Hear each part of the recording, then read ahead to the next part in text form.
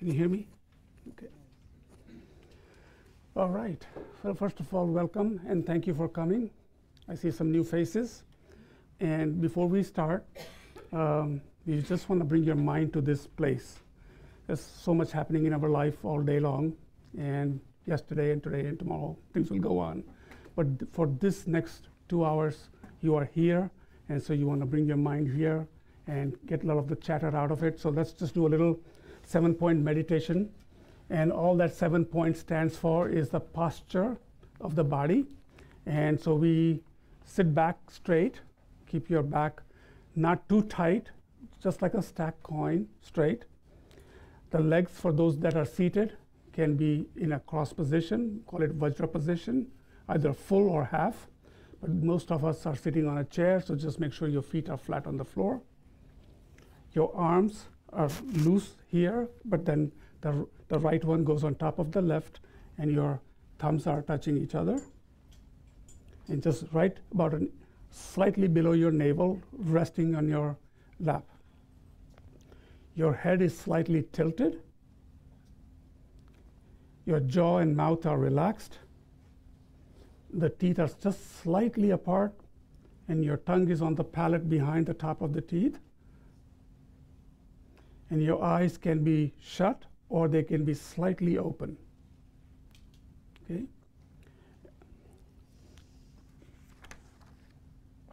And what we want to do is first just find out there's no tension in the body, be relaxed, be comfortable, and then scan your body, release any tension you may have or you're holding. And then slowly, when you're taking a breath, just focus on the breath going in and breath coming out. Either you can focus on your nostrils where the air is entering, or you can concentrate on your abdomen when it goes out and in. Just one place, just relax. And when you do that, your mind may scatter and start thinking of, maybe for the first second or so, it feels good, and then it starts to tell you a story. You might see colors, you may have thoughts. Observe them, tell them they are just thoughts, and just put them aside and bring your concentration back to the breath. Let's do that for a few minutes.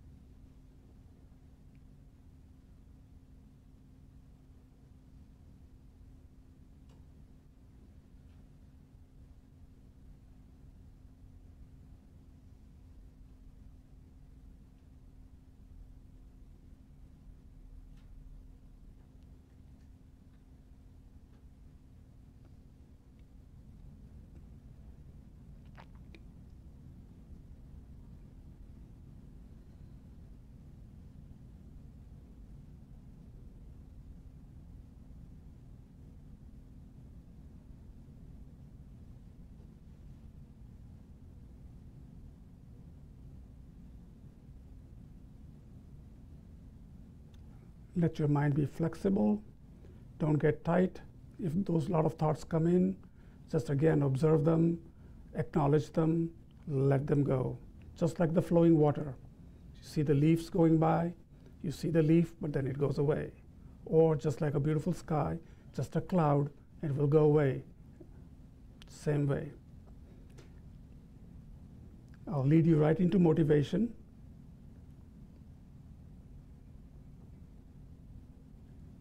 So the wind of the spring and the clouds are moving, but the space stands still. I would like us to meditate right now. We will do a little bit of breathing practice, and then we will just relax. Let your relaxed mind be like space that is standing still. And again, the thoughts that arise in it are just little energetic activity of the spring outside.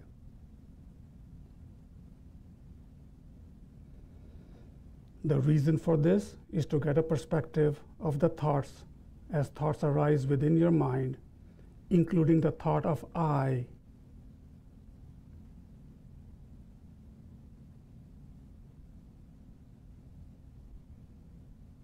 that is but one of the energetic goings on in apparently the space-like changeless essence. So the breathing exercise or practice that we will do today is the 9-round breathing practice. So if you can just bring your attention to me for a moment. So we all together, you're going to take your ring finger, okay? And then you're going to put your ring finger on the left nostril.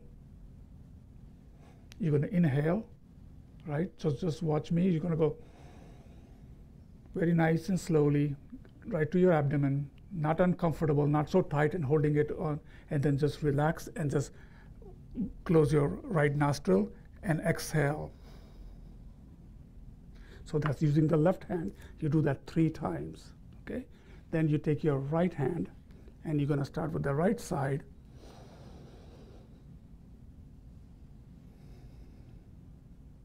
Like that.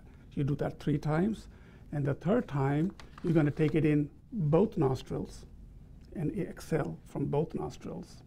At least start with that, and then I'll take you to the next step. Okay? So just together, when at your pace, just do it 3 times, and then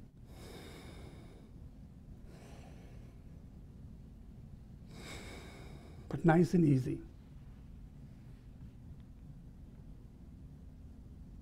You don't have to analyze anything, just to be relaxed and be aware.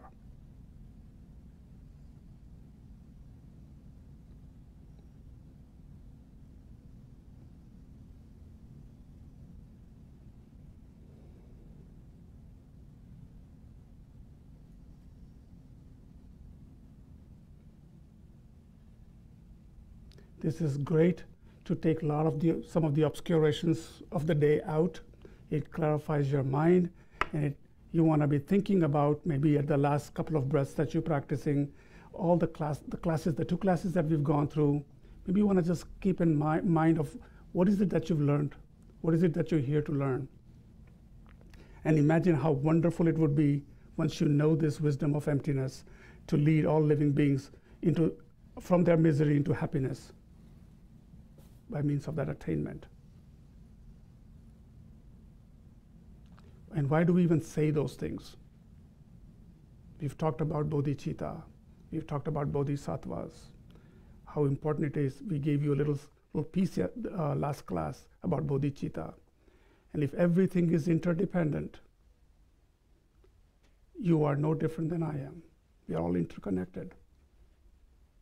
And when you're thinking outward of yourself, you're not thinking about I.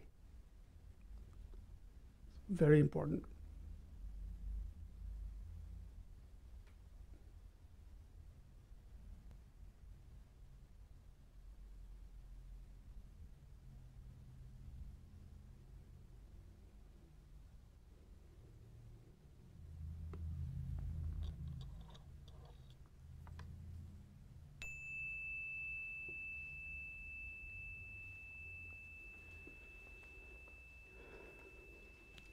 Okay, thank you. So before we go into the summary of the last 2 classes, I see a lot of new faces. So I may need to slow down just a little bit. So have a little patience, because I just don't want to start talking about, let's look for that I, when a person sitting here may not know what we are talking about, right? So I'm going to slow down a little bit for them, and then we will get into today's class, okay? So some history behind the course. Let's just talk about the class 1. This is, by the way, Discovering Buddhism Module 12. It is a greater scope if you understand the 3 scopes of Buddhism. Okay, it's like going through 1st to 4th or 5th grade, then going from 5th to 7th grade, and then from 8th to 11th grade. It is that way. There's a lot of build-up to reach to understand, and they think that at this point you're ready to understand some of these concepts. Okay, and if you even are a little familiar with Lam Rim, the stages of the path, then you know how it actually shows. They show you everything you need to do to reach the ultimate goal, right? To become a Buddha. Okay, so when we first started the class, what did we do? We gave credits to the teacher. That's part of if you look at Lam Rim, the teacher has to be an appropriate teacher. The student has to be not only appropriate, but in a mindset to learn. So we went through a history. Not only that, it was an affirmation and a confirmation that it's not a made-up thing. Hemant didn't sit here and just say, you know what, today is my class, let me make some steps, let me Google a few things. Absolutely not. Matter of fact, we discourage.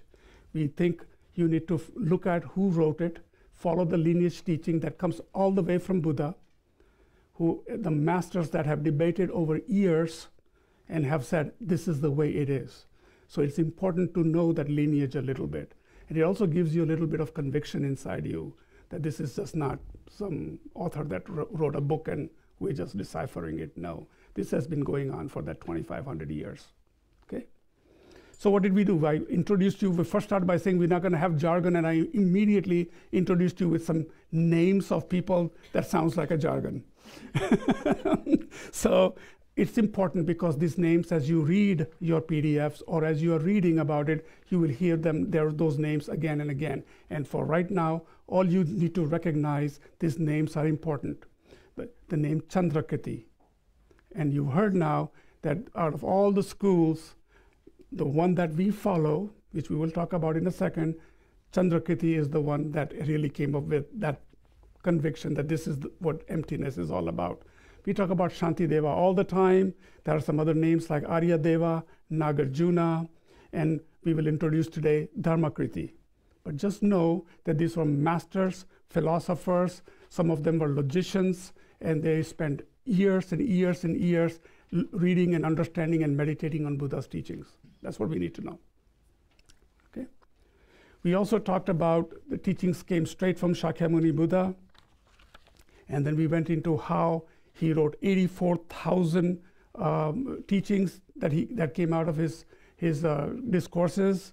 They were divided into 3 bundles, and the bundles were divided into the bundle of discipline, the bundle of sutras or discourses, and a bundle of knowledge. Okay? So when we use the word sutra, you know it's a discourse. Okay? We even talked a little bit about 2 vehicles, the Mahayana and the individual vehicle. Not to pay too much attention, you need both to become Buddha. Okay? It's like not going to 7th and 8th grade and wanting to graduate from master's degree. Can't do that. So it's not a low or high doesn't mean good and bad. It just means type of thinking. We are Mahayana practitioners. Our main way of thinking is to benefit all sentient beings. That's our key thing. And the importance of it is given through bodhicitta and becoming a bodhisattva. Okay? Then what we talked about was importance of a Heart Sutra, right? We talked about Heart Sutra. And what did we talk about Heart Sutra? It was written by 25,000 verses. It was broken down into 8,000 verses. But how lucky we are that we got the juice of it in the Heart Sutra. When you read this sutra, you hear these big Sanskrit names, Prajna, Paramita, Hridaya, and all this. Don't get boggled by all that. All that means is Prajna meaning wisdom, Paramita meaning perfection, Hridaya meaning heart. So when you say wisdom of perfection of the Heart Sutra, same thing. Okay.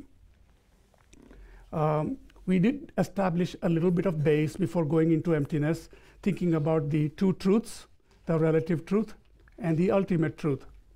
You know, we started with the fact that when you get deep into this, which we will today in some analysis, the mind will go towards emptiness, almost nihilistic, like if nothing exists, then what is all this? Your mind will go there. And sometimes you got to bring it back. Remember, we are following the middle way. Madhyamika means the middle way. And that means you don't want to be nihilistic, nor you want to challenge the fact if anybody says they exist intrinsically or their ultimate truth is in there. We need to know what that is. Okay? So just kind of keep that in mind. And so we established those 2 truths to just give you a little background on how it is intertwined between our daily life. We go to work, we see each other often, the cushions are there, so we can't deny that cushion.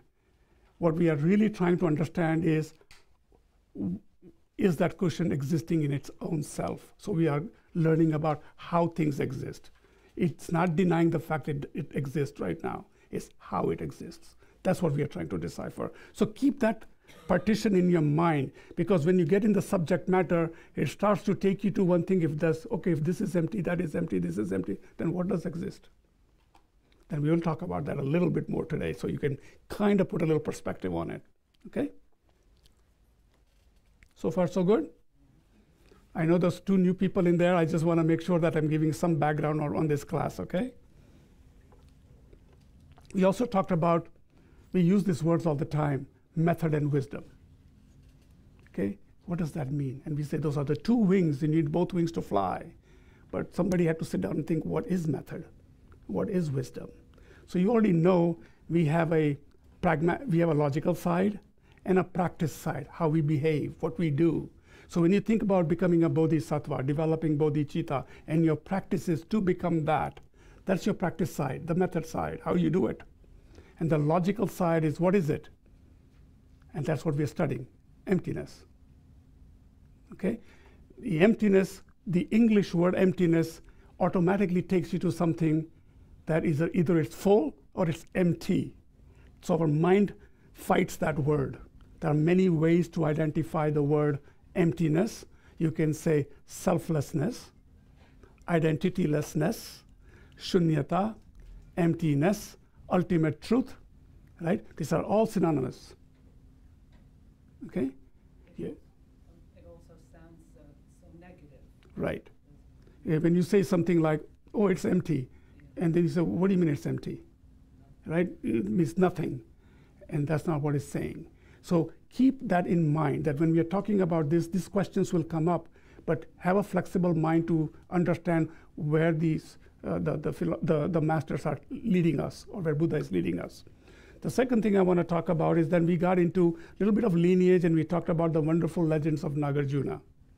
Okay, we also talked about the 4 schools, how they came about, and how many thousands and thousands of philosophers and masters they debated. Specifically, this one area called Abhidharma is a text called Abhidharma, and it talks about logic. Where do things come from?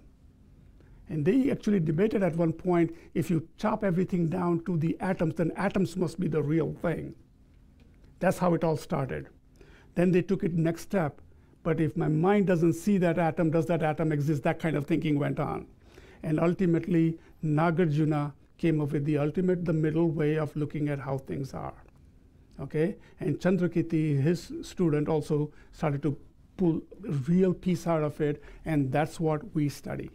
And it's Lama Tsongkhapa, Lama Atisha. If you look at all the lineages, it's again and again confirmed that this is the way we need to see things. Metaphysics even at that time. Right, right. So that's one thing. Then we talked about the traditional thinking of, we talk about sin and merits. Okay? We use those words and just look at it for what they are, that you can say non-virtuous actions and virtuous actions. All merits are like, think about how much bank balance do you want to have? These merits are virtuous actions that build you. They create the causes and conditions for your next life to be in a better place. But what happens if you're just focusing on your own self and building merits? When they're used up, what happens? You're back to starting again. Just like a bank balance. When you have a bank balance, you have money, you are wonderful, you're altruistic, you want to be helpful, you can talk and you feel good, you can even donate blood, whatever you want to do. But then when you are empty and there's nobody, friends go away, you feel lousy, you get depressed. Same way in merits, life after life. You want to really you want to be virtuous, but at the same time, you want to understand what is the truth. Where do I need to go? What is my journey? Right? And that's what this is all about. When we are talking about this wisdom, we are talking about how things exist. If I only knew how things exist, then I know how to react to it. Then I know what to do and what not to do. Okay? And then we ended the first class by just introducing the concept of ignorance. What is ignorance? We say that it is because of ignorance we don't know what the truth is. Okay, that's what we talked about a little bit. So I just introduced not knowing what ultimate reality is, is actually the ignorance that doesn't allow you to see the truth. Okay? And we will talk about that a little more today, how it affects you.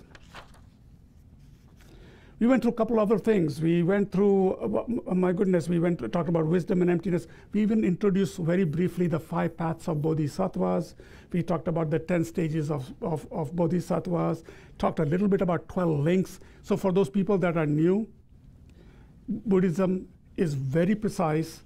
They have everything, a 2 of this and a 3 of that, and when you just think you got it, there's 6 of these. Okay? And the reason it is, they're very logical. You can interpret a pinch as a pain.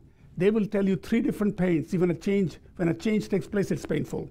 When somebody hurts you, it's painful. So they will say that's 3 kinds of pains. So they are very precise, and it's a good thing. It allows you to really understand it.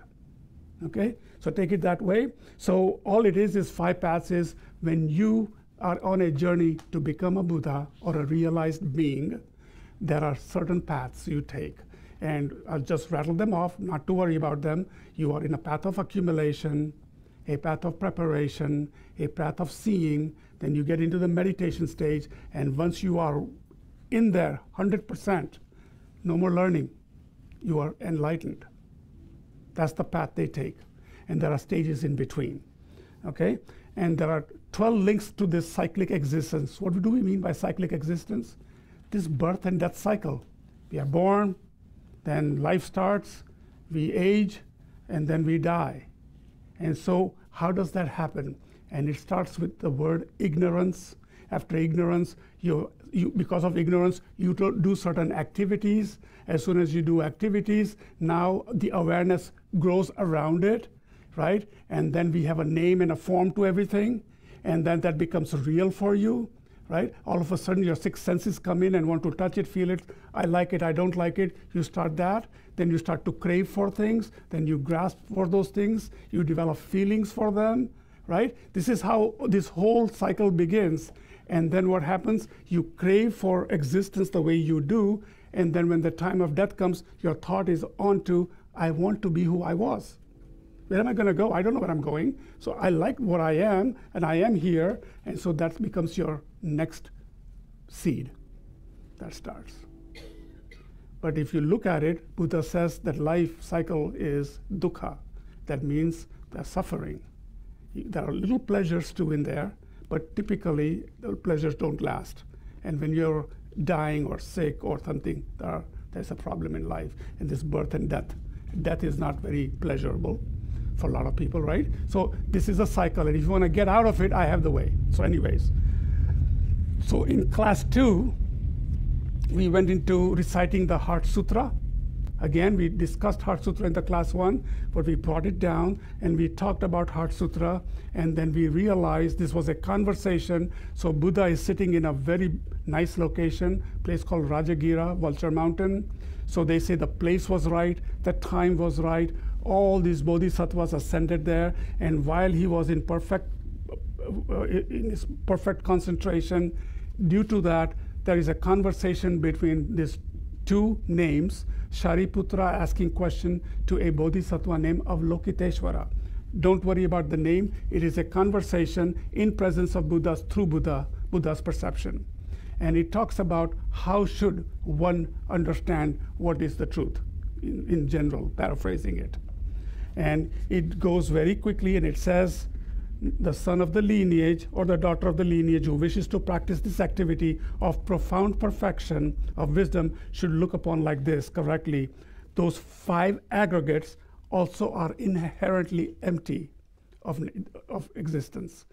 Those 5 aggregates are form, feelings, discrimination or perception, right? Mental formations, compositional factors they call it, and consciousness. It does not exist on its own. Okay? And then it goes into further. And because of that, if it doesn't exist, then does an eye exist and does a tongue exist? So the people who still don't understand the concept here, if you just very cleanly look at it, that eye, tongue is a label that we put on a particular tissue that is supported by so many other things, blood cells and tissues, water, heat, so many things. Everything is interdependent. So by itself, it does not exist. So that's how they mean.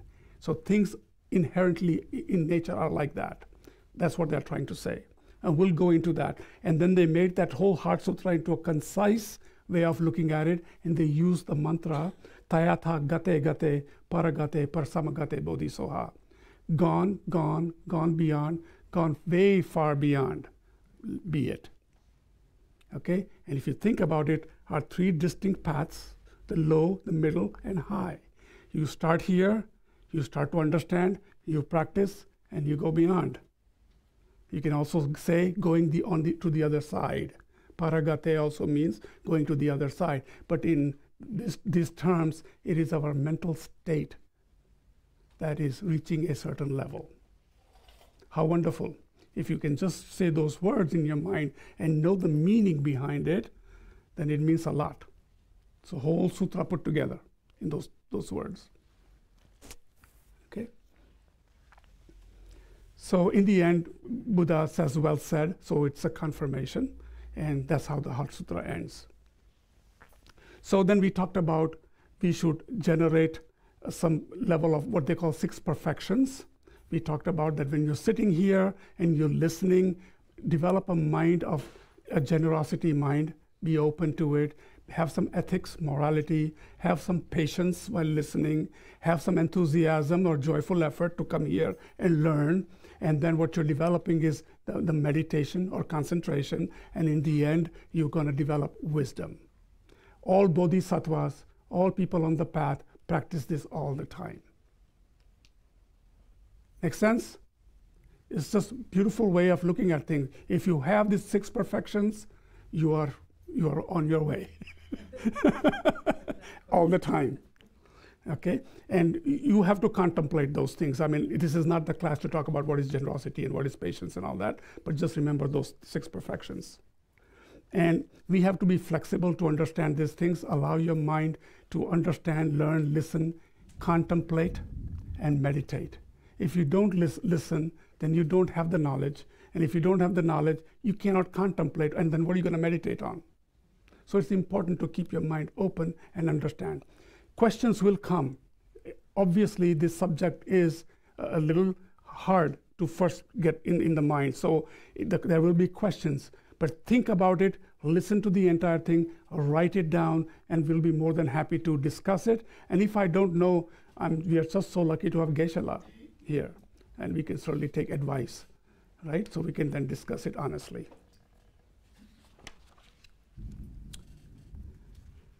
Okay. Okay, so we also touched a little bit about ignorance, and we talked a little bit about there are 2 types of practitioners, a faithful practitioner, an analytical practitioner. We all have both of them. But a faithful practitioner is the one that if a teacher says this is the way it is, they accept it. There's no question in their mind. But a lot of us in the Western world are analytical, right? We don't want to know, what are you talking about? What does that mean? Does this path even exist? What does it mean to be Buddha? Who is Buddha? So we have these questions. And what it's saying here is you need to have, in order for ignorance to go away, you need to develop this wisdom. It's okay. And once you receive this knowledge and you develop conviction, when you have conviction, now you can read it with a lot more enthusiasm and understand it, right? Otherwise, it just becomes technical jargon. Okay, here's one kind of group of people, they think this way, and this is what they say all the time. It's not going to go in your system that way. You will have some knowledge. Okay. And then there are some people who think this is hopeless. Like I'll go through some technical pieces today, and I know some of you will get it, and some of you will say, wait, what was that? That will happen, and it's okay. But don't ever think it is hopeless, okay? Or that I can't understand it. I'm just so not there. That is a delusion. You can do it. It just takes time for some people, and some people will get some concepts quickly, right? Okay, so let's talk about ignorance before we really get into the subject today, okay? So according to the writings I've been reading from Nagarjuna and some of the schools, here's what it says. Ignorance here is not a passive absence of knowledge. Think about that word. Ignorance here what we are discussing is not a passive absence of knowledge. It's not like I didn't read the manual before putting my TV up. I'm just going to do it without reading the manual. Oh, I don't know what to do. Not that knowledge. It is an active misknowledge or misconception of reality. That's the knowledge we are talking about. What is the truth? What is the reality? Right? So an example of that is, remember we talked about last time, you have a $20 bill that you think you have. You go to buy something, it's $19.95. You take it out of your wallet, and it's a $10 bill. Right? So there's a misconception. It's an error in your judgment or thinking, and you thought you had a $20 bill, but it was $10 bill. Right? It's not saying you don't have other monies. It's just what you thought you had is not there. So that's how our mind does tricks sometimes. So ignorance plays a little game trick like that with us. Okay? So it's just a misconception, and you need to know that. It also leads to some misknowledge. So there's another term that we use. It's a mental event that wrongly engages an object. That's happened to us many times. We thought I had it, and when you look at it, like, oh gosh, I thought I had this one. What happened? Okay, so let's slow down there. It's a mental event that wrongly engages an object. Simple thing. And the main function of the mind is what? To know. Okay, to apprehend an object. But there are so many mental factors that even if you think you know sometimes, they can play a game on you and you can make a mistake. We've all been fooled before, right? So it can happen. Although, the good thing about our mind is that we are able to correct it. That is a big hope, because our mind can cognize errors we've made. You can say, yes, I took out the wrong bill yesterday. Today I'm going to check before I go shopping. It corrects itself, right, at some point. And so the good thing is, because we can do that, we can also remove ignorance. And if you remove ignorance, you have wisdom. Isn't that neat? We can be Buddhas. Okay, so sometimes why do we make these mistakes like this is a lot of emotion is played into it. We speculate, you could be upset, you could be thinking about a movie you want to go, you were in a rush. You have so many things going on in your mind that you don't even think about that you have a $20 bill or not. So you can see that on top of top, there are many layers working there. It is not a B, C, D clear, right? There are many factors working in our mind. So that's why we get some things completely wrong. And it may be due to our pride. Sometimes we don't want to accept that we are ignorant. You know, we just feel a little tight about those things. Or we are sometimes lazy. We want to not able to plan it out or read a book and say, oh, now I know it, let me do it correctly. It's just the nature of our mind right now. So let's introduce another name called Dharmakriti. He was a Buddhist philosopher and a logician. He studied epistemology. For those, that means is the investigation of what distinguishes justified belief from an opinion. A person who logically looks at everything.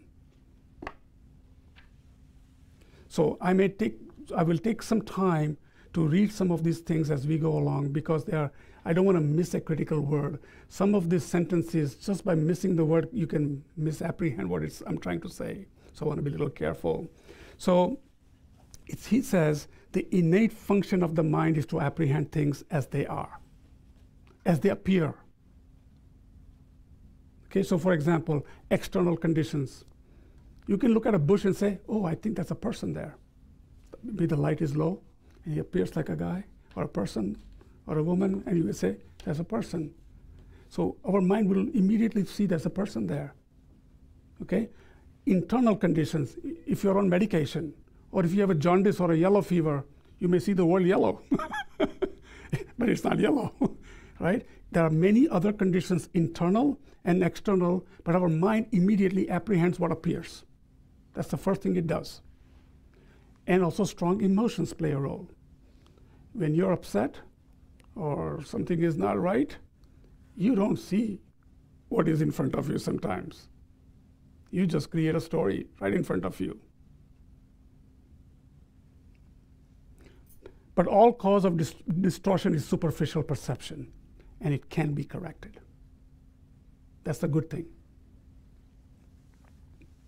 And according to Buddha, before Buddha, the point I want to make is a healthy skepticism is necessary. So when we talk to people, when we hear something, don't be rough about, oh, I don't trust you, not like that. But a little skepticism in your mind to see the facts, not get into the drama immediately, is important to know. And it means that the cause of cyclic existence is ignorance, which is the only misconception, is something that can be eliminated by anybody who has a mind. So the good thing is, all this misconception due to ignorance can be taken out if you have a mind. So it's a good thing. We all have the tools. So now we're going to go a little further. However, it says it's not easy. It's years and years and years of layers, right? It requires a lot of practice and thinking. Even Buddha didn't get enlightened like this. If you look at scheme of things according to books, it took him many lifetimes. So you have to have a long view. Don't expect to come in a class or to come to a couple of sessions and come to Sunday and think you're going to be enlightened right away. It's a great wish. And you could be. Depending on your path, depending on your understanding, you could be. But at least be honest about it and saying, I'm going to take a long view, but I'm going to start something today. Or I am on the way, and I'm going to learn till I become. That's a great wish to have. And if it happens right away, it can happen in one lifetime. It has happened to many, many bodhisattvas, and we have stories about that. But just you need to know that if just within one class, if you think you're going to understand emptiness in every aspect of the way, you don't need to be here. Okay? So then ignorance causes what? So let's talk about ignorance that we need to remove, right? How does ignorance really delude your mind or dilute your mind? Ignorance is also a cause of destructive emotions. Think about anger. There is no wisdom in anger. It's a negative emotion and we need to get rid of it. So where does it come from? They use the word inappropriate attention. And what that means is to engage in a biased way or find fault in others, in them. And only the faults, nothing else. Like they're inherently faulty person. That's what happens. As soon as you get angry, your mind immediately goes to the faulty side, and your biases are so foaming up here with anger, you don't even look at it. It's just whatever they say. Now, opposite would be what? If you like somebody, whatever they say, oh, that's so nice. It's so sweet, right? It's amazing how our mind does that. And if you don't like it, or you hate that person, or you have angry, what happened? No matter what they do, it's not good. So that's how ignorance works. It already labels something, it gets biased, and that's how it perceives. So that's ignorance. That's destructive emotion. Okay? Clinging attachment. So what's a clinging attachment? It's a state of mind that arises from an inappropriate attention again. So it exaggerates the quality of an experience or an object. It's not only nice, it is terrific. It is absolutely beautiful, right? Then what happens? I will give an example of the new car that gets the first ding. That pleasure kind of goes away a little bit. You buy new clothes, you're excited. You go shopping, pink, yellow, mauve, this, that. You wear it for a couple of times. Now that kind of goes in the side in the closet. Now you're going to look for a new one. Nothing wrong with clothes, nothing wrong with cars. That's not what I'm getting at. It's how our mind goes through these little pleasures, and it wants new ones because it doesn't want the harms, and then we find those temporary happiness, but none of them that lasts. So what happens? We cling on to those things because we want to feel good about it, right? Even the teachers sometimes, when you get too close to a spiritual teacher, even they'll push you away. Sometimes they will do that. They purposely do that to teach you that things are not always peachy and happy. Sometimes they give you a lesson like that. Your best friends, you love them all the time. Sometimes you can't stand them for a day. Like, get away. I need my own time. So these are little ways our ignorance is working through attachment. In last class, we also touched on a little bit about personal identity. And so the clinging attachment also depends on the self-identity. Negative states of mind are about the misapprehension of self-identity, okay? So what happens is we somehow think that the me really exists, okay? And because of that me that really exists, I told you during the death cycle, or when you're coming close to the death, what happens? If you remember last class I said, if somebody were to ask you at that moment, who are you? What are you going to say? Who am I? Maybe a name comes in mind. I am Lee. I'm Peter. I'm Jack. Something else. Maybe people who are a little advanced may say, oh, I'm a pretty decent person. Or if you're scared, who cares? I am nobody. All these thoughts come to your mind. The mind is magnetized, is absorbed by something it can recognize. Right? When you are in a dire situation, and why do you get dire situation? Because you don't know where you are going. You don't know where that question mark is. Is there even another life? Maybe this is it. All these thoughts are in you, depending on your conviction. Right? So what happens? The mind clings on to that only thing it is familiar with. So if you have a bunch of non-virtues going on around in your whole life, you've done nothing but do non-virtuous things, what do you think you're going to be comfortable with? That becomes your identity. If you're being around virtuous people, and virtuous activity, your mind will gravitate automatically towards that because it doesn't know other. Right? And so that becomes the seed and causes and condition for your next birth. So look at how ignorance can wipe you out. And we are telling you to get into a virtuous mind. Don't cling on to things. Become a person of good human first. And then even if you are to come back by clinging a little bit to that, you'll be in a birth and death cycle again, but you may be in a better position. Or you can go into so many different realms. We don't want to talk about that. Okay.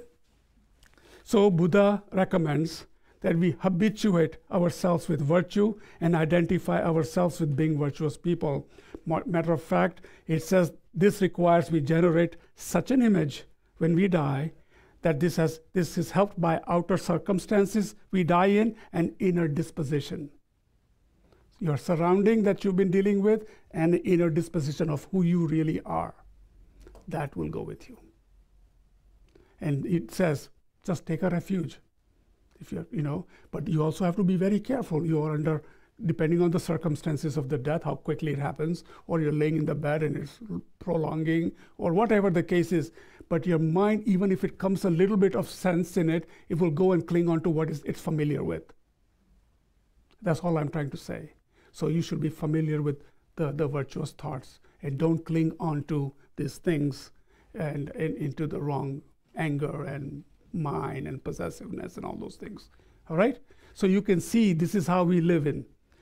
Our world today manipulates, we manipulate, they manipulate, but we create these thoughts over thoughts from different tracks, and the ignorance keeps building and building and building, and now we see the world the way it is. Then we hop onto little happinesses and think that we are happy, and sometimes it's not good. That's how we function. So this leads me to our true subject today and why this was important. I purposely spent a little time on this because I can technically show you what exists and what not exists and how they said and not said. It needs to resonate with you. If it doesn't click with you, then it's not going to I'm still not following. It's going to happen. So if we keep on saying all the time is the way ignorance causes us not to see the real truth. It clouds our mind. So it's important to know what is ignorance. So now we have to think about how we can take it out slowly, right? So we're going to go through a 4-point analysis, and I'll be upfront with you. When I was going through these readings, it got so technical. I thought people will everybody will just get up and walk. It goes into I can touch, my hand can touch, my finger can touch, I can see, I can sound, but who's sitting down? Is the hand sitting down? Is the nail sitting down? Is the hair sitting down? In the end, only my butt is sitting down, but does my butt really exist? It goes into that kind of logic. And it's like, what's the point? So I've tapered it down a little bit, and if you really want to dissect it, I'll be more than happy to sit with you, and if I can't, I can bring in the people who can.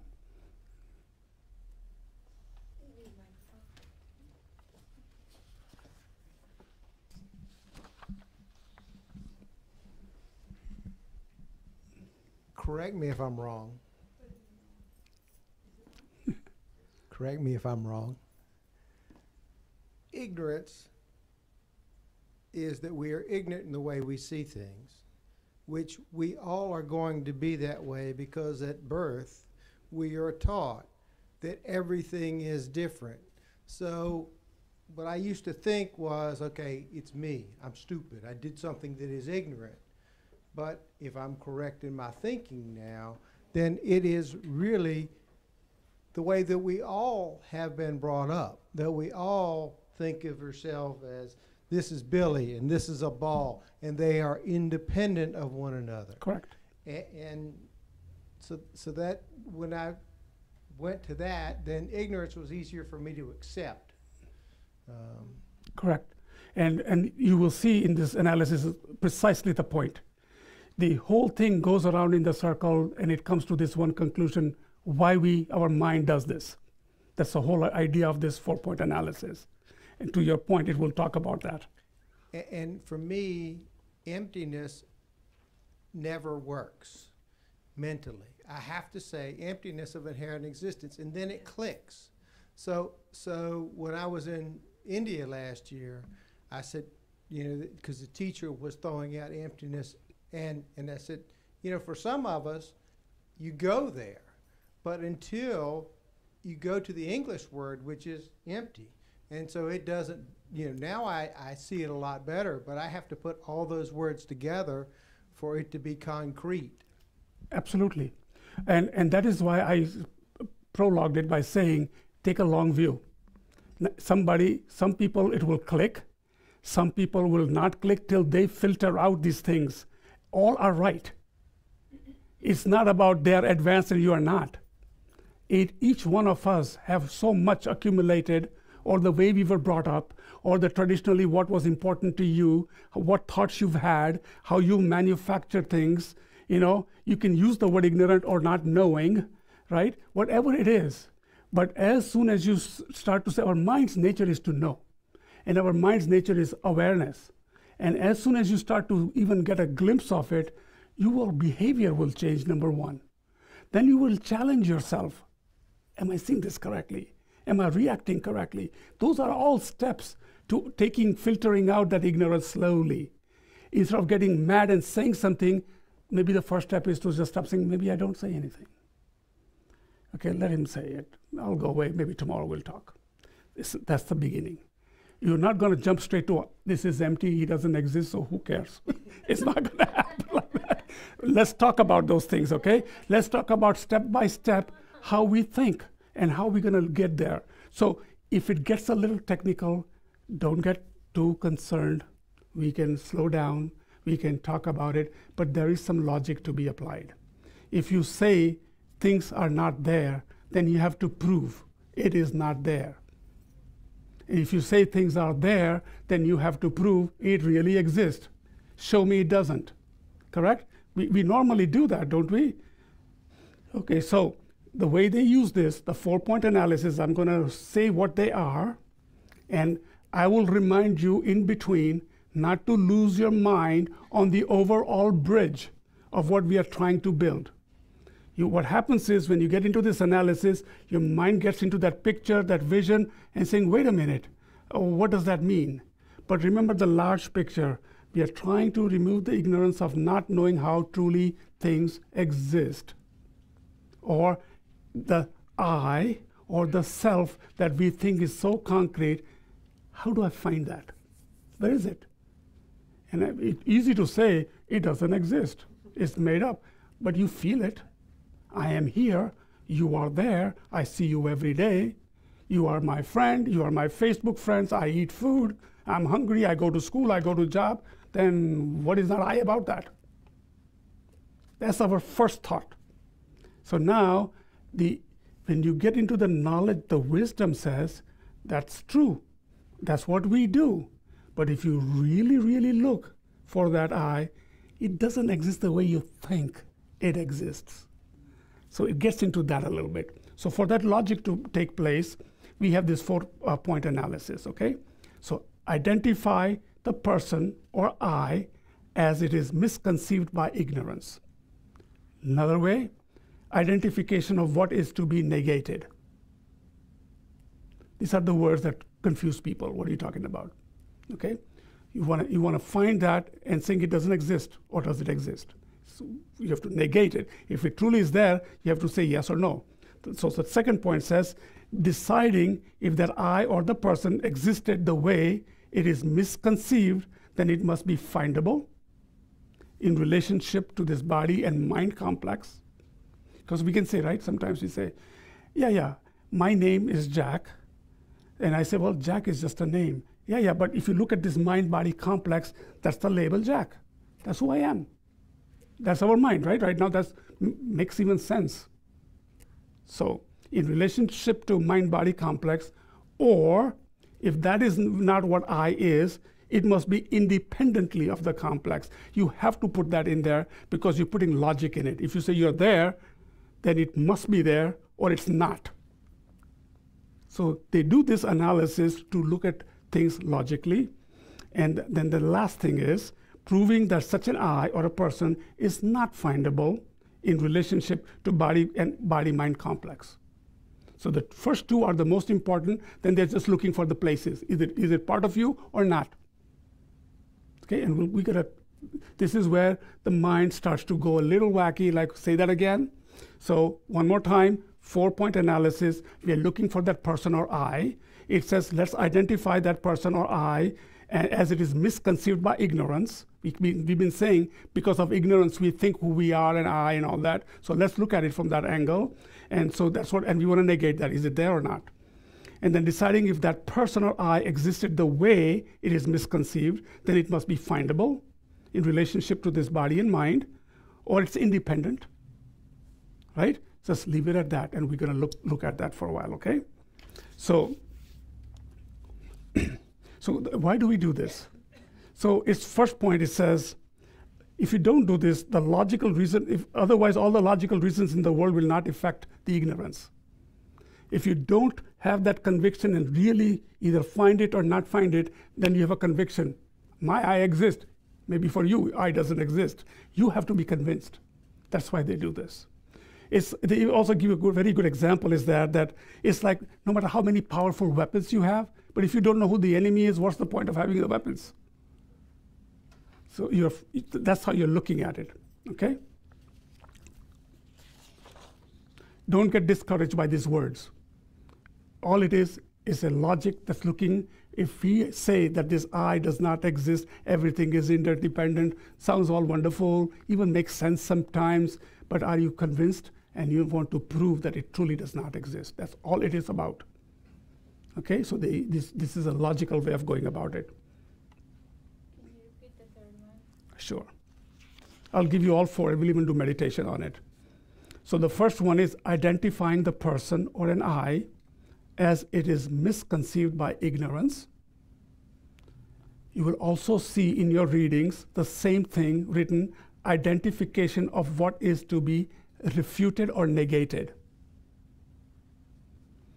The second one is deciding that if the person existed the way it is misconceived, then it must be findable either in relationship to the mind-body complex or independently of this mind-body complex. Okay? So then the other way to say that is determining the mode of existence of such an I. How does it exist? And the third point, proving that such a person is not findable in relationship to the body-mind complex. And the fourth point is proving that such person is not findable independent of the body mind complex. I can give you this in writing. It's no, don't worry about that. It's too much. Yeah. So today's class is going to be somewhat this way. So we'll take slowly. I cut down a lot of it to make it and relate it to where we want to go with it. Okay. All right. So first one, we talk about the identifying the person or I as it is misconceived by ignorance. Okay. So what he's saying is, and I'm going to have to take my notes because we're going to walk through some logic here. There are many terms are used to refer to this fabricated I or person, made up person right now. According to Dharmakriti, says reality is a characteristic of only those things that are intrinsically able to produce effect. Let's think about that for a second. I'm going to slow down there. It's a simple concept. Reality is a characteristic of those things that are intrinsically able to produce effect. Right? Make sense? Just a simple statement. Okay. Then he used this definition because he observed people, and people are interested in what a thing can do for them. That's how people see things. What can it do for me? What can this do for me? And then what do? If it's beneficial or is it harmful? You do that, right? You think of everything you pick. It gives me pleasure or it doesn't. And then what we do, we hop onto those little pleasures and we call that happiness. It's a fact, right? So then what we do is, when people examine whether those things work for you and it's what is said it's going to do, then we call it real. That it is there. If you buy an iron and it irons, that's an iron. Right? Simple. But there's no assurance sometimes that what you claim it is will exactly do what it says it will do. Sometimes that happens too. So we'll keep that little open mind there. And so it says that the question of the ability, if it isn't then in the possession of the object, there is no guarantee that you will possess the ability. If you find out that the object does not have ability to do what it's saying, then that thing doesn't exist. That ability does not exist. It's just a logic way of saying it's right or wrong.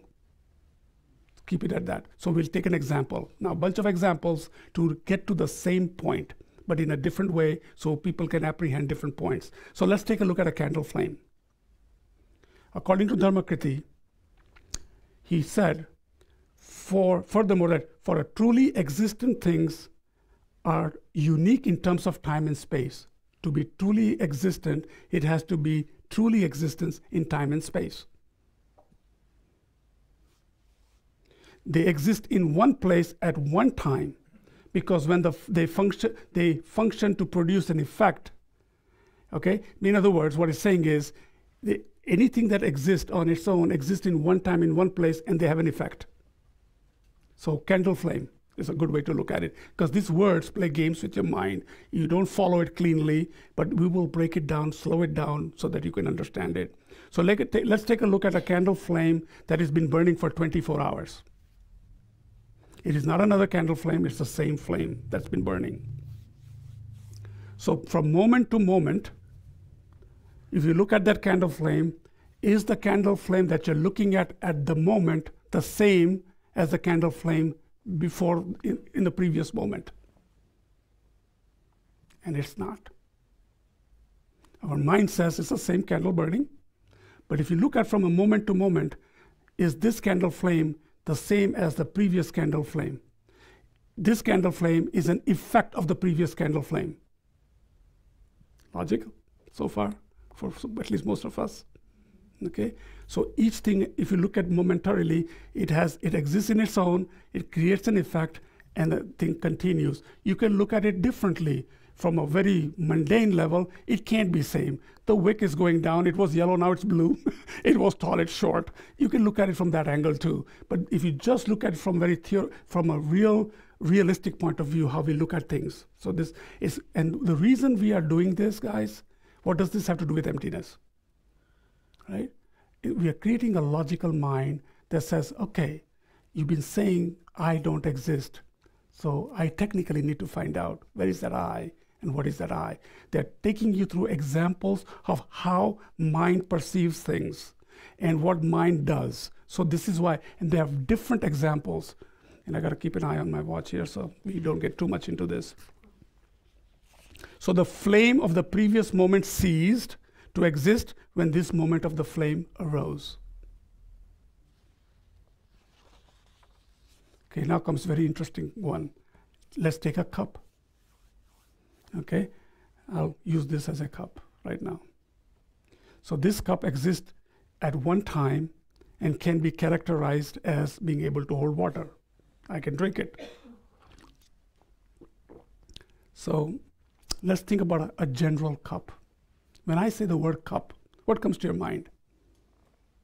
Does this cup come to your mind? Or just the concept of the cup? What is a cup? You have already in your mind, a cup is something that holds something, right? So if I wanted to drink, which cup is going to make me drink? The conceptual cup or that object? So now let's be very pragmatic, because if truly, and the reason we do that is a language. We create a language, a standard language, so people can communicate, right? We need to use the word cup so we can kind of communicate, saying, can I get a cup of coffee? You kind of know what the person is saying.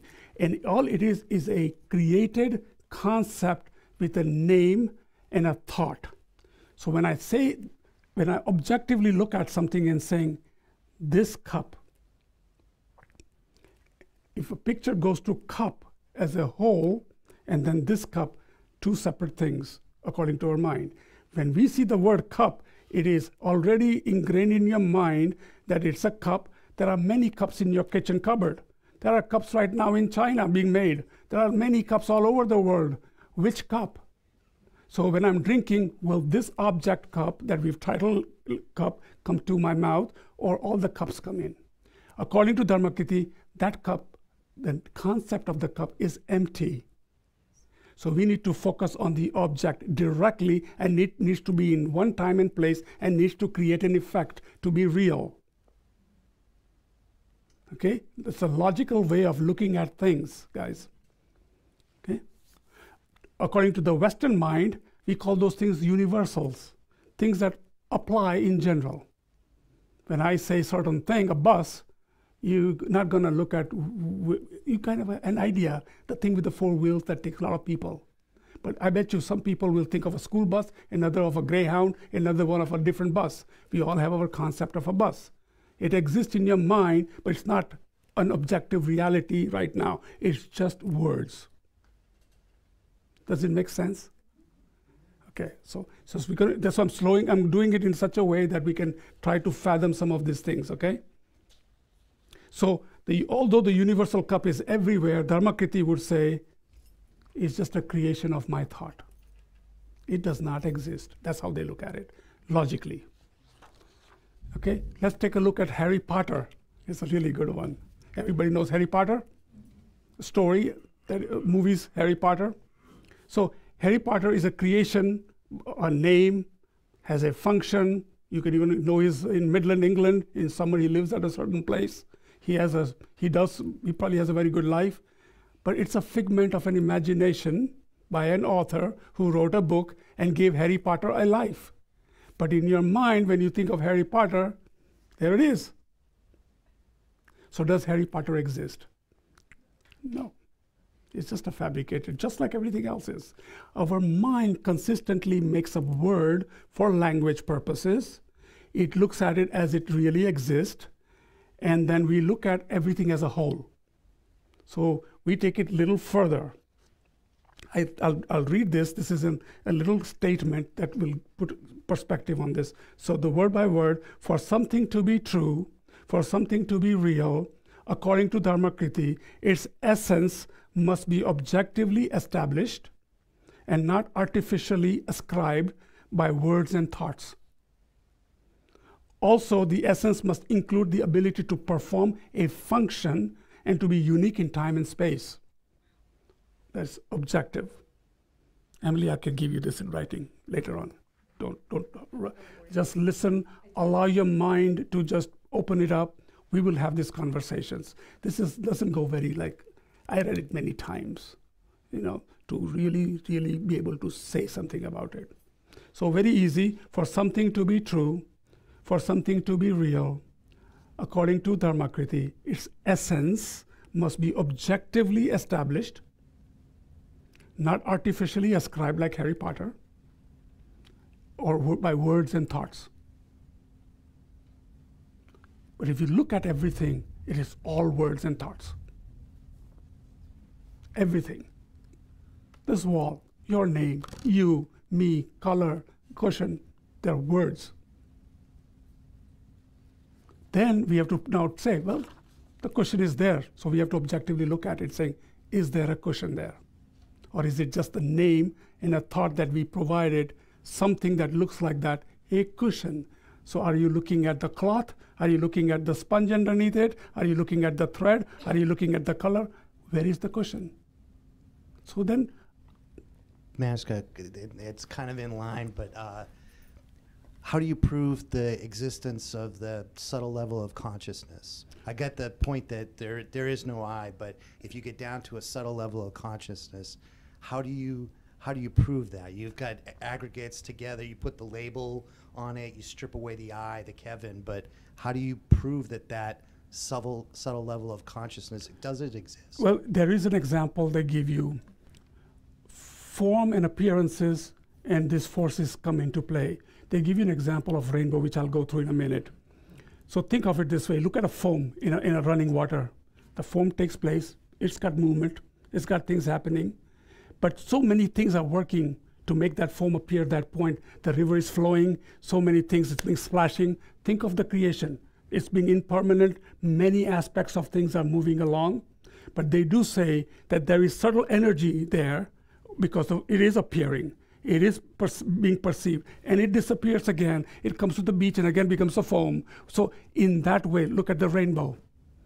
Is rainbow there?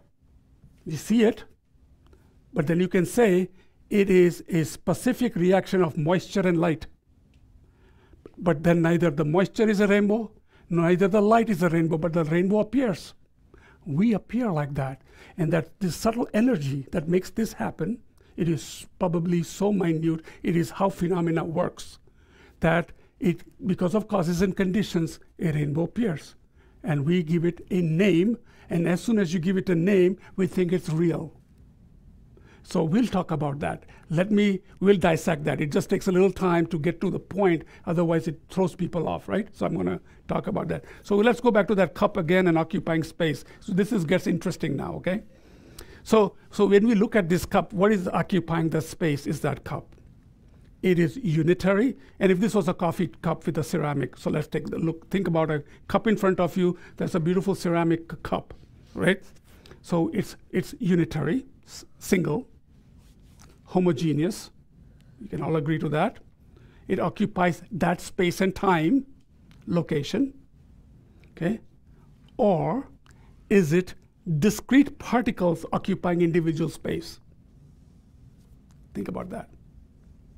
You look at that cup, it's made up of what? Clay. Clay is made up of small particles, right? Particles are made up of smaller particles, maybe in atoms and all the way, or whatever. So then are you looking at the particles existing or a cup existing? Very pragmatic way of looking at things. It's getting to the same point, but in a nice way. The cup is ceramic. It's made out of clay. Clay is a compound of particles. What is real here, the cup or the clay particles? Okay? You might say both. Right? Our mind will go immediately, yeah, it's just both, as the cup is collective appearance of the particles that make it up. That's where our mind goes to that level. So each particle makes an appearance collectively. They make the appearance we associate with the term cup, right? Individual particles come together, we label it a cup, and we call it a cup, right? It's the association of the total whole. So here it gets interesting. So let's look at closer to that mistaken conception. of how the misconception is apprehending a single thing in place where there is multitude of particles. Okay. If I were to just boil this down in a shorter time frame, we can even look at another thing. We look at the cup as a static cup, permanent. We don't even think that the cup, minute particles are changing every moment. Correct? We don't even think it's actually something is going on. We think it's static, it's there, it's whole, it's a cup. Okay? So we need to understand that whole process in our mind, how things we perceive. In the end, cup is a structured language we use to talk, but there is no cup. You just need to know that your mind, because our parents taught it, we went to school and our teachers and our parents, and we have to communicate with each other. So we created this mind. All they are trying to say is that picture of a cup is a thought. We think about a cup, we kind of assume what that cup is like, or we look at it and call it a cup. And that's okay. Conventionally, we have to live. If I were to tell Jack, let's go have a cup of coffee, he's not going to bring me a bucket. So we have to conventionally discuss and talk, but we need to understand how we perceive things. It's important to know that our mind sees a cup, and we think it's a cup. Everywhere it's a cup. But it's a thought only. If you were to really look at it, it's particles. It has clay in it. We created a shape out of it. It is changing every moment. So again, we are just looking at an object right now, but when we look at our human nature and the I, that's where how we need to dig into to understand, who am I? What are these? What's living in me? Like he would say, what's moving on? What is this? We collectively, we put this frame around us. We identify strongly with a strong feeling of I, right? And then this whole purpose here is to identify those things. And because of time, I'm going to move a little quickly. We'll come back to this again in my summaries. That's why every class, I go through this repeatedly, because it will settle in more and more and more slowly.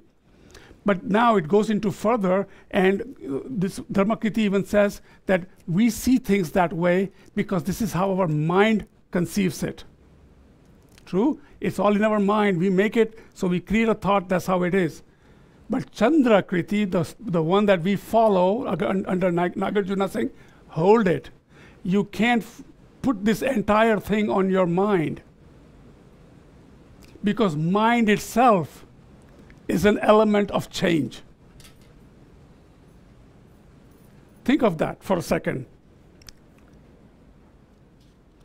They're saying you just can't just throw that on your mind. Then what is mind? Then mind is it's a composite of mental continuum. So then I tell you in the beginning, it automatically takes you to the point where things are nihilistic, nothing exists. If my mind is also a composite of continuum, and externally things are empty of existing, then nothing exists. Remember, guys, one thing. Two realities. Conventionally, we see forms.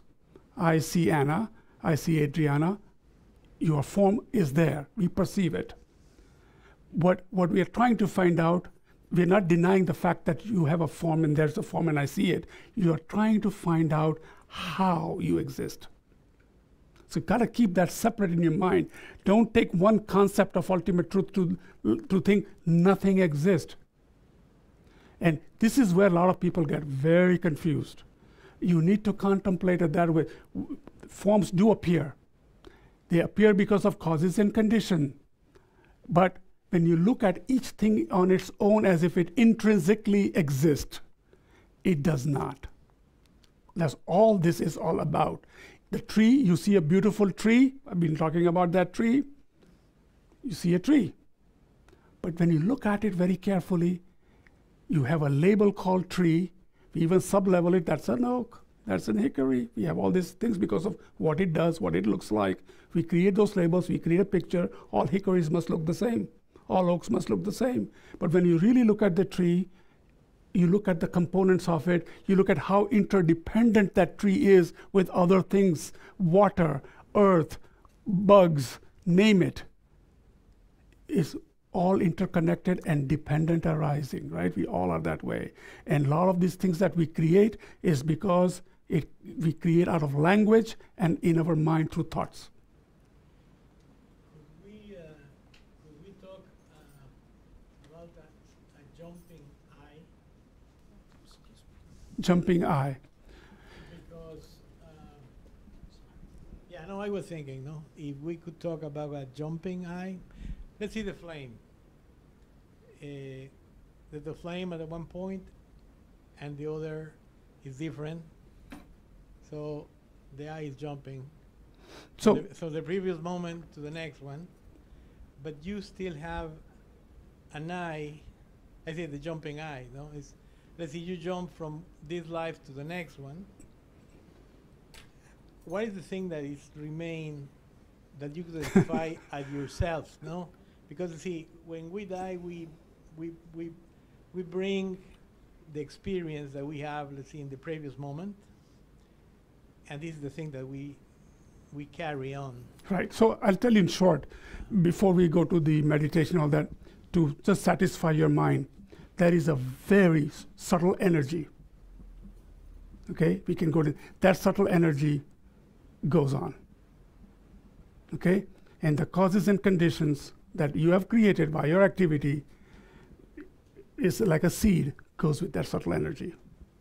And then you have to define what that energy is. So that's what we'll get to that.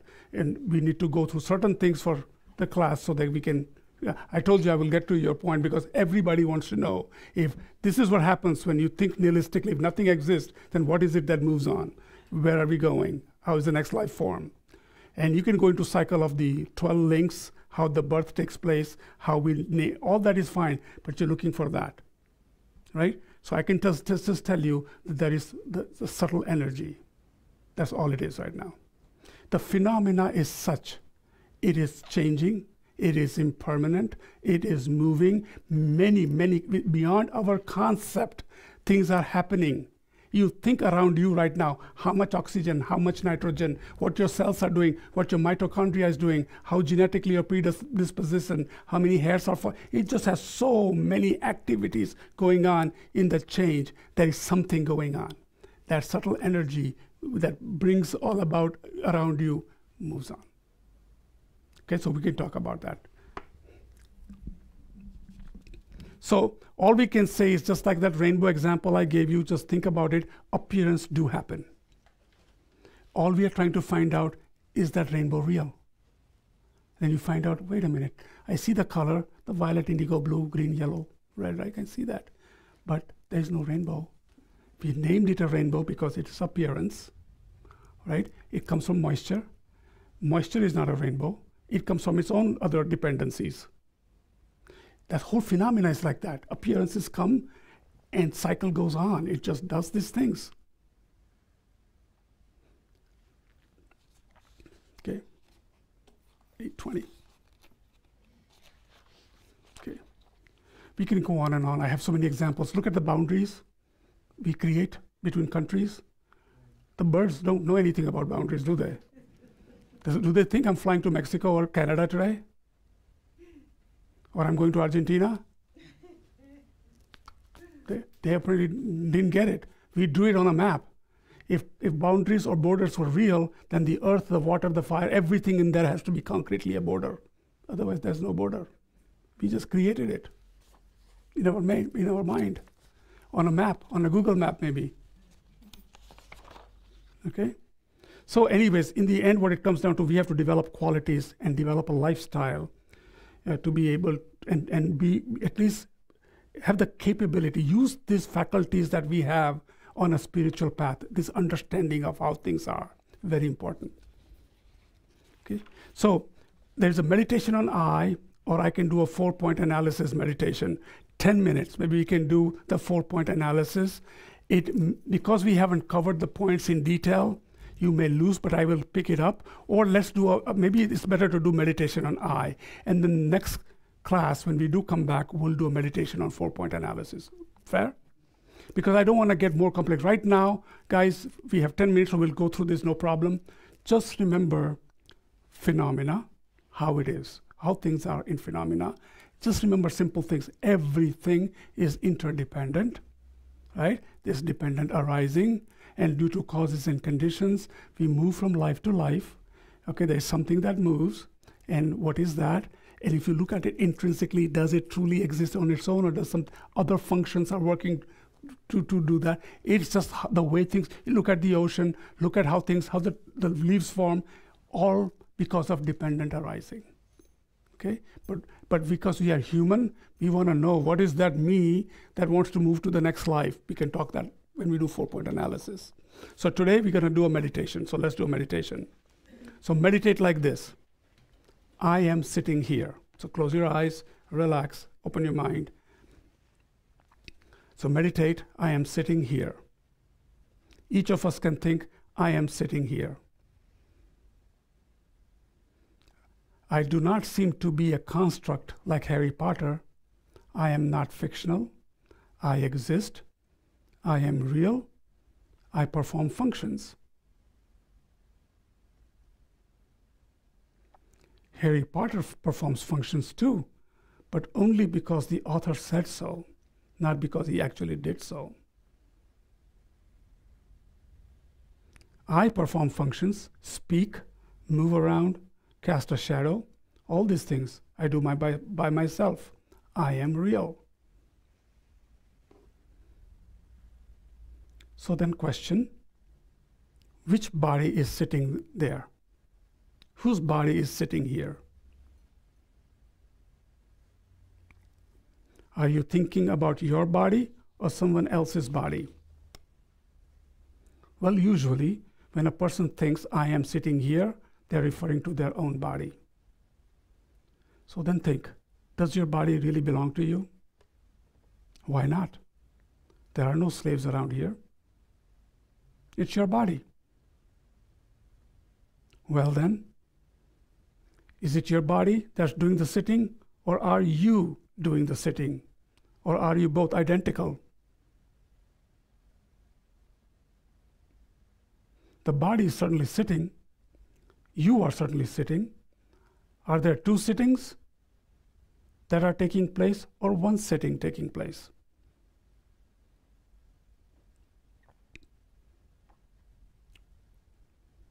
There is only one sitting when you think I am sitting here. And even though the body is also sitting, it doesn't mean that there are two sittings. There's only one sitting. So, are you identical to your body? The meaning of identical is to be not different in any ways. Or are you just your body?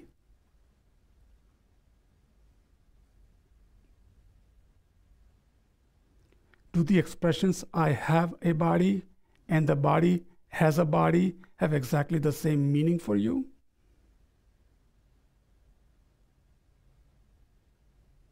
They do not, because you think of yourself differently from the way you think of your body.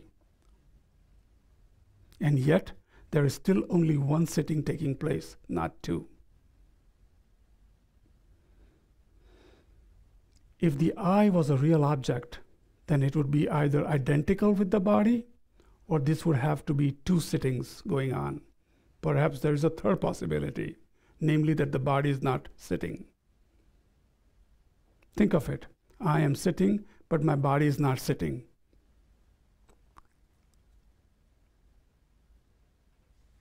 Then you are really independent from your body. If that's the case, why do you bother sitting? The only way you can have one sitting and two things doing, it is if one or both of those things are creations of thoughts. You can just create that in your mind. It is simple. I have the thought, I am sitting here while the body is sitting. That's how it works. But is it that how we feel when we think I am sitting here? Doesn't it feel a bit more than that? Don't we feel more concrete than an imaginary person invented by words in relation to the body posture? Don't we feel a little bit different from that? well, I am not the sound. I am not even the thought I. The thought I does not have to sit, after all. But then the sitting posture of the body and the thought I am sitting appear mixed or associated. We have this indisputable activity being done by a person called me. When analyzed, if you take the sound I by itself, that's not me, nor is the thought of I me. The body is not me either. Put all of these components aside, and there is no me. There is no I whatsoever. Look right there where you feel yourself the most, right here, maybe the chest, where you can point to yourself and proclaim yourself loudly, here I am, sitting in this place right now.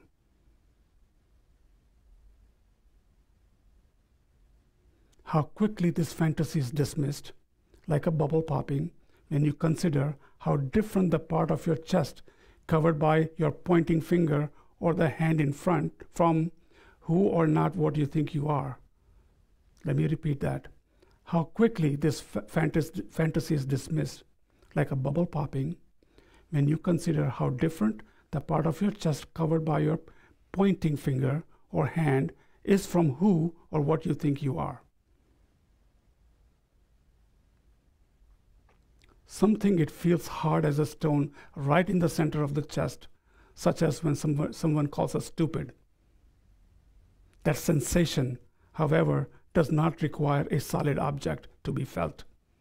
If we believe in something strongly enough, our nervous system will accommodate that belief by functioning as if it were so. Our muscles will constrict as if grabbing hold of an object tightly. Even a mime exhibits all physical strain as if imaginary boulder he is carrying was real. Likewise, the muscle in our chest constrict around an imaginary self we believe to be real.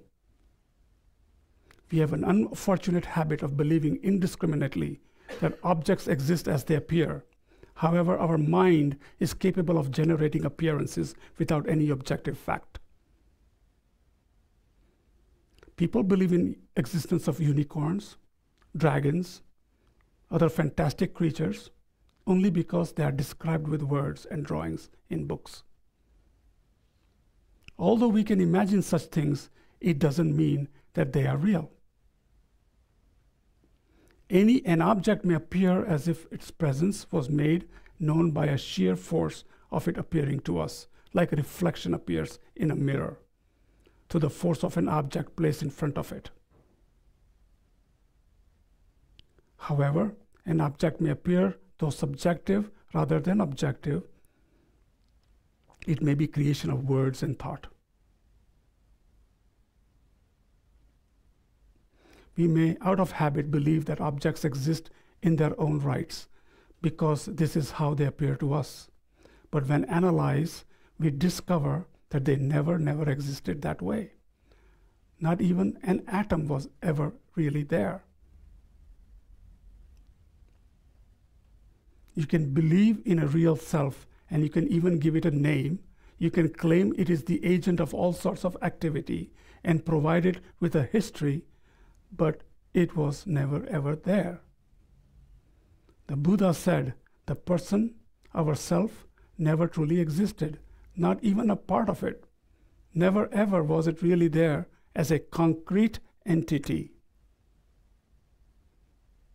As a creation of thought and speech, it has nominal existence established by conventions according to arbitrary but accepted rules of language.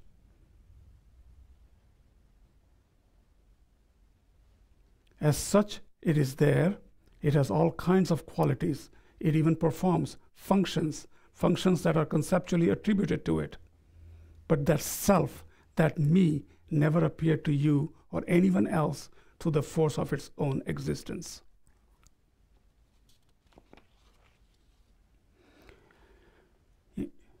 Last, when we appear, that appearance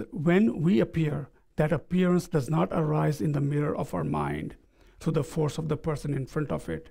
It appears by the means of words and thought like a fictional character, just like Harry Potter.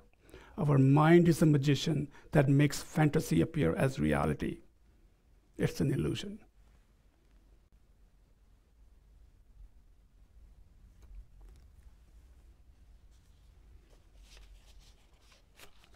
Thank you. I'll do a quick dedication. By pacifying distractions to wrong objects and correctly analyzing the meaning of reality, please bless me to generate quickly within my mind stream the unified path of calm abiding and special insight. This is according to Lama Zopa Rinpoche. Lama Tsongkhapa. Due to these merits, may I quickly attain Buddhahood and lead all living beings without exception into the enlightened state. Like Lama Tsongkhapa, may I able to offer extensive benefits equaling the limitless sky to all sentient beings and teachings of Buddha. From now on in all future lives, may all living beings abide in equanimity, free of bias, attachment, and anger. May all living beings have happiness and its causes. May all living beings be free of suffering and its causes. May all living beings not be separated from sorrowless bliss. I will bring this about myself alone. Thank you.